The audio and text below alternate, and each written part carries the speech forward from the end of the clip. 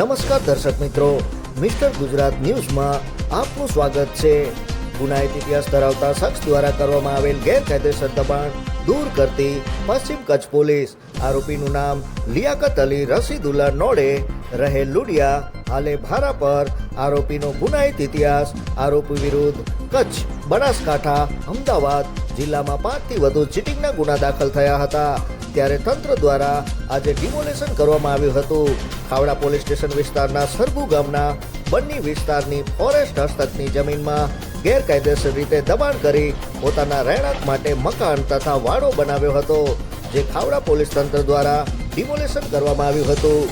જોતા રહો mister Gujarat news, સત્યતાની સાથે સ્પષ્ટ વાત।